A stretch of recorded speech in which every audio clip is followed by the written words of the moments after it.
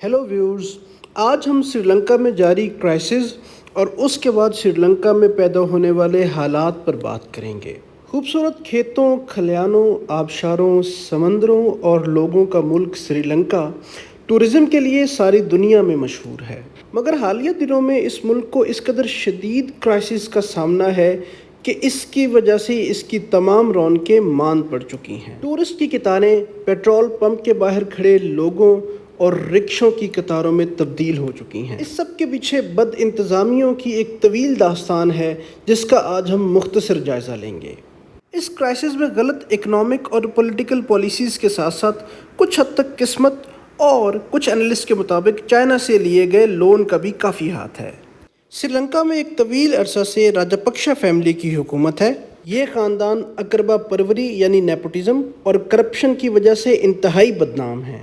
महिंदा राजापक्सा को एक war hero की हैसियत हासिल थी क्योंकि 2009 में उनकी हुकूमत में तमिलनाडु को श्रीलंका ने हराया। अपनी इस अच्छी शोहरत को मिसयूज़ करते हुए महिंदा राजापक्सा ने मेरिट को एक तरफ रखते हुए तमाम सरकारी ओहदे अपने कराबतदारों में तकसीम किए। पाकिस्तान की तरह श्रीलंका की इकॉनमी भी एक फंडामेंटल फ्लॉ का शिकार है। वो ये कि इसकी इंपोर्ट्स इसकी एक्सपोर्ट से ज़्यादा हैं, यानी श्रीलंका कम पैसे कमाता और ज़्यादा पैसे खर्च करता है, जिसकी वजह से ये ट्रेड डेफिसिट का शिकार है। इसके साथ साथ श्रीलंका की इकॉनमी बजट डेफिसिट का भी शिकार है, जिसका मतलब ये है कि श्रीलंका के हुकूमती खर्चे इसकी हुकूमती आमदन से ज़्यादा हैं। ये दोनों डेफिसिट्स मिल के एक इकॉनमी को ट्विन डेफिसिट का शिकार करते हैं। ऐसी सूरत में किसी भी मुल्क को ठीक मौशी पॉलिसियों की ज़रूरत होती है। ट्विन डेफिसिट क्या है, इस पर हम बहुत जल्दी वीडियो बनाएंगे।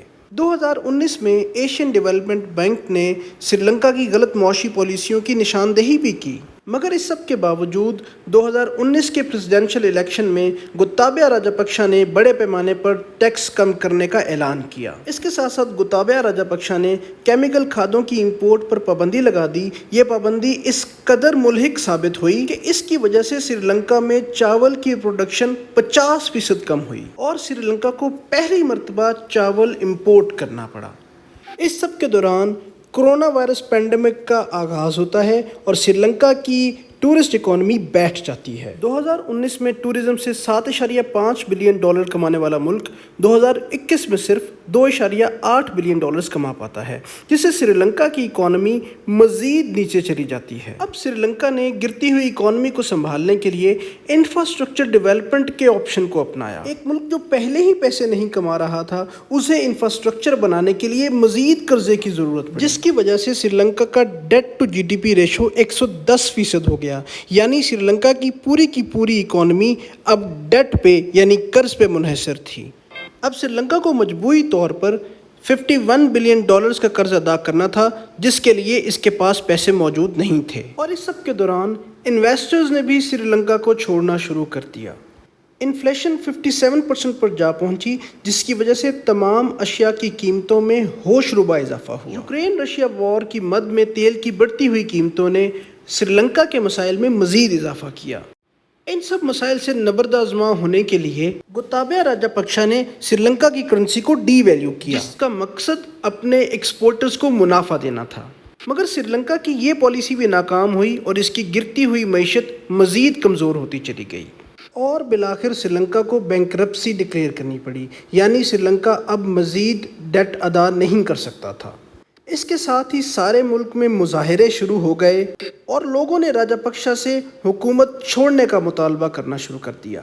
लोगों के बढ़ते हुए गम और गुस्से के पेश नज़र राजापक्सा को मुल्क छोड़ कर जाना पड़ा। इस वक्त श्रीलंका ना सिर्फ इकनॉमिक बल्कि ह्यूमैनिटेरियन क्राइसिस का भी शिकार है। यूनाइटेड नेशंस ने मुख्तलिफ ममालिक और फाइनेंशियल इंस्टीट्यूशन से श्रीलंका की मदद करने की अपील की है। श्रीलंका के इस क्राइसिस में दूसरे ममालिक के लिए बहुत सारे सबक भी छुपे हुए हैं। वो ये कि गिरती हुई इकॉनमी के दौरान पॉपुलिस्ट डिसीजंस करने की बजाय ठीक माशी फैसले करना इंतहाई ज़रूरी है।